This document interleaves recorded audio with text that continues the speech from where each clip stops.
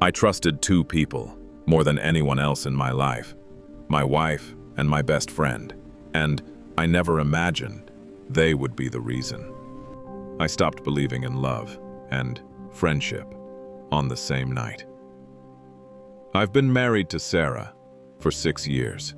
6 years of shared mornings, shared dinners, shared dreams about the future.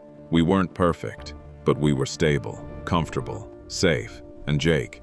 I've known Jake since we were 12 years old. We grew up on the same street, went to the same school, shared secrets no one else knew. He was there when my father passed away. He stood beside me at my wedding. He gave the best man speech and called Sarah family. That word, family, it means something different to me now. Everything felt normal, too normal. Looking back, I realize now that calmness was the warning sign, because storms don't announce themselves.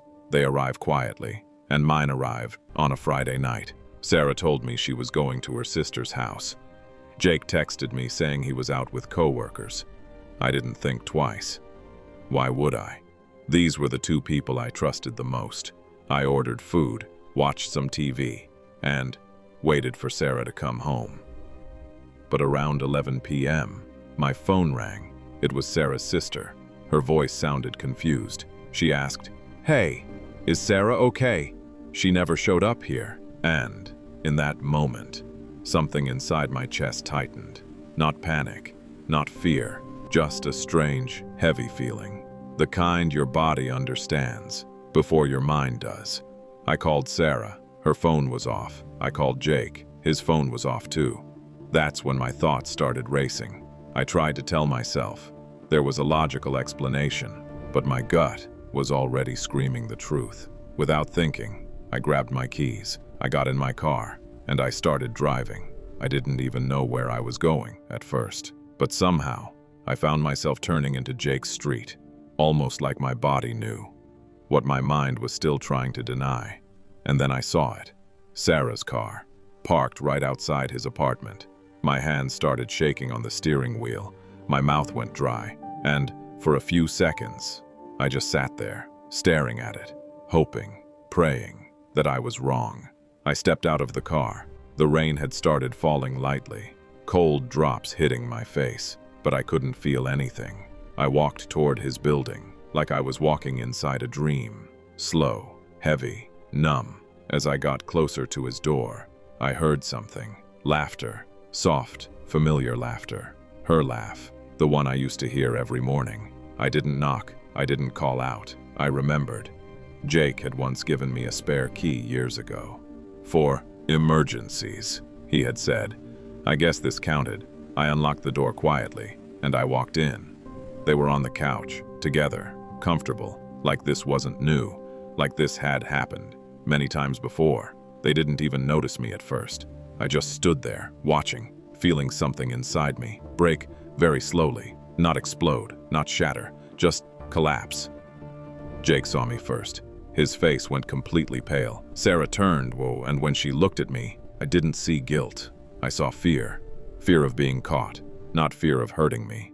That hurt more than anything. I didn't scream. I didn't cry. I didn't ask questions, because in that moment, I understood everything. I quietly said, "I hope it was worth it," and I walked out. They probably thought that was the end, that I would cry, shout, beg for explanations, but I didn't, because something inside me had gone very, very calm. And when I get calm like that, I don't react. I plan. Jake and I co-owned a small tech startup. He handled clients. I handled finances and legal paperwork. And there was one detail he had completely forgotten. The company, legally, was mostly mine. 80% ownership, signed years ago. He never cared to read the documents carefully. He trusted me, the same way I had trusted him.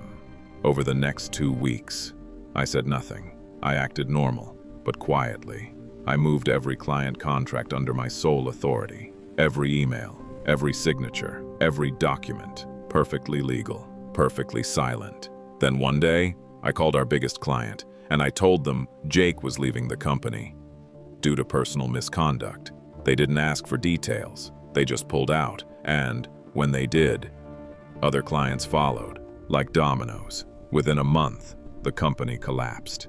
Jake lost everything he had worked for. Sarah's turn came next.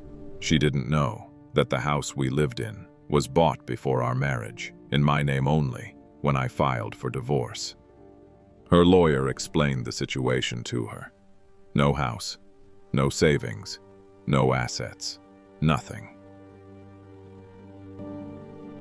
She cried, begged, said it was a mistake, that she loved me, that it meant nothing. I listened quietly, and then I said, "You didn't make a mistake. You made a choice. I lost a wife. I lost a best friend, but they lost their security, their future, and the life they thought they had, and sometimes the loudest revenge is the one done in complete silence. Because silence doesn't give warnings, it just takes everything away.